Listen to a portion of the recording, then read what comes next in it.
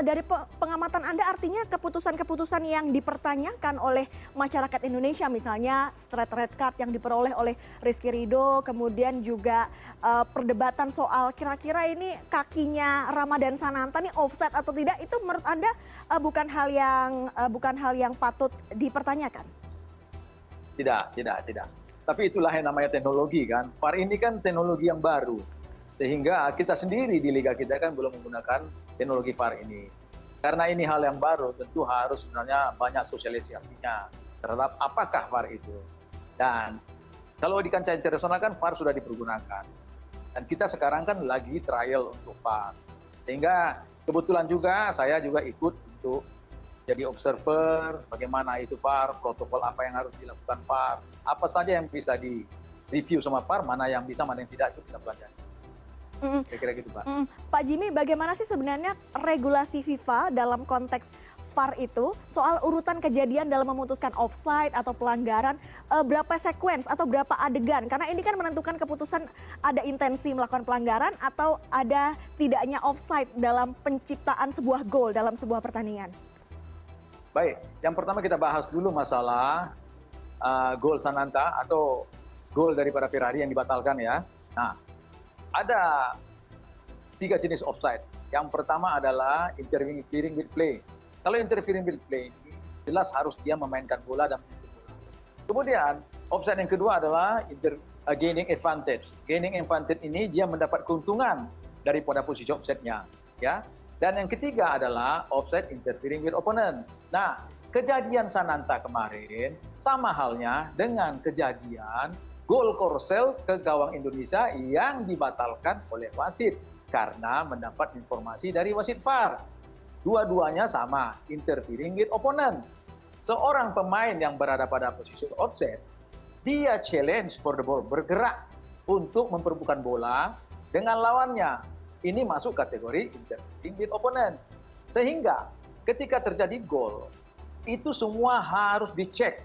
Sebelum terjadi gol, apakah ada pelanggaran? Pelanggarannya apa saja? Apakah ada foul, kemudian apakah ada offside, apakah ada handball. Jadi, di dalam istilah VAR itu namanya APP, Attacking Pass Position, penyerangan sebelum terjadinya gol. Fase penyerangan sebelum gol itu harus dicek semua. Kalau semuanya clear, baru wasit di lapangan akan mensahkan gol. Kemarin kita lihat kan wasit kan tidak langsung mensahkan gol. Kenapa? Karena ada himbauan dari wasit VAR tentang possible offside, delay. Mereka cek dulu di VAR bahwa ini ada kemungkinan offside dan ternyata benar. Sehingga ketika ternyata benar ada posisi offside, wasit VAR akan merekomendasi wasit lapangan untuk on-field review. Itu sebabnya wasit lapangan pergi ke screen untuk melihat masalah offside tersebut dan dia bisa meminta di mana evidence bukti bahwa pemain Indonesia itu offside, yaitu Sananta. Ketika bola dimainkan, kaki Sananta sudah berada pada posisi offside, tetapi belum bisa dihukum. Kapan dia dihukum? Karena dia challenge for the ball, bergerak untuk memperebutkan bola. Nah, ini interfering opponent, masuk ke dalam mengganggu pemain lawan. Sehingga ketika Ferrari dapat bola, itu disuting jadi gol. Nah, sebelum gol disahkan, wasit VAR akan cek semua yang saya katakan tadi, APP, Attacking Pass Position. Apakah sebelum terjadi gol ada pelanggaran? Ternyata ada, yaitu Sananta berada pada posisi offside. Sama halnya dengan Korea Selatan yang golnya dibatalkan. Jadi karena Sananta ini bergerak sehingga itu dianggap intensinya untuk mencetak sebuah serangan atau gol ya, Pak Jimmy? Challenge for the ball, mengganggu pemain lawan. Jadi dia memperebutkan bola untuk mengganggu pemain lawan dari posisi offside. Kalau dia tidak posisi offside, tidak ada masalah. Tetapi dia kakinya berada posisi offside. Nah, yang mungkin menjadi tanda tanya daripada penonton adalah ketika tidak ditunjukkan, ya, ditarik garis. Karena semua garis itu adanya di goal line intervention, itu di garis gawang. Itu hanya dalam ruangan VAR, replay operator bisa memenuhi permintaan daripada wasit VAR untuk menggeser dari garis goal line intervention itu ditarik ke arah dua pemain yang berdiri. Pemain kedua terakhir, pemain bertahan daripada Uzbekistan dan pemain penyerang Indonesia. Dan itu ada 2 garis. Garis satu di atas untuk menentukan bahu. Bahu dari badan bagian mana, misalnya bahu, yang atas kaki. Nah, kalau tangan itu tidak ada offside. Kenapa tidak ada offside tangan? Karena dengan tangan tidak bisa mencetak gol. Itu. Jadi kita harus tahu itu. Baik, artinya ini mungkin masyarakat memperdebatkan karena belum lihat detail dan detailnya semua soal tarikan garis lurus itu ada hanya di ruangan VAR ya. Ruang VAR. Ya, nanti itu pasti AFC akan memberikan itu footage-nya itu.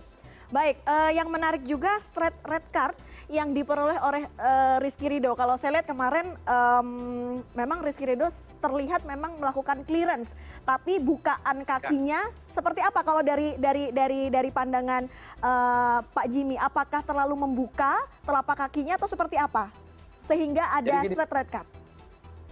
Jadi gini, untuk possible red card itu ada 2 pelanggaran yang dihukum untuk possible red card ya, yang langsung. Satu, violent conduct. Kedua, serious foul play. Serious foul play ini harus dilihat intensitasnya, speednya, kemudian force-nya. Rizky Ridho kemarin challenge for the ball. Nah, dia sudah berhasil menendang bola pertama. Tetapi dia tidak ada niat untuk membending lututnya atau menukuk lututnya. Sebenarnya dia bisa menghindari, to avoid ya. Tetapi dia langsung straight leg. Straight leg ini stud itu bukan two. Kalau two itu masih bisa bergerak. Two. Ya, tapi ini langsung force, penekanannya ada. Ini mungkin terbiasa dengan iklim atau situasi pertandingan di Liga Indonesia atau Liga 1 ya. Karena kita kan belum menggunakan VAR. Sehingga ada istilah mungkin yang terbaik, daripada saya yang cedera, mendingan kamu yang cedera. Ya. Jadi tidak ada niat daripada Rizky Ridho untuk membending atau menghindarkan. Dia begitu masuk pemain lawan, sehingga dia langsung straight aja. Dan memang ada beberapa pendapat, 2 pendapat kita bilang ya, baik itu di kalangan review assessor atau penilai wasit maupun instruktur, ada yang mengatakan bahwa ini cukup dengan yellow card, ya. Ada yang mengatakan bahwa ini harus red card. Tetapi setelah melihat tayangan ulang kemarin, wasit betul-betul bisa mengambil kesimpulan bahwa ini direct red card. Karena apa? Karena straight leg tadi dengan stud, kemudian arahnya ke arah yang sensitif, area sensitif. Jadi itu argumentasi wasit ya kalau dari sudut pandang Pak Jimmy. Pak Jimmy, tapi kan kalau kita bahas ya, ini hal yang lebih luas lagi.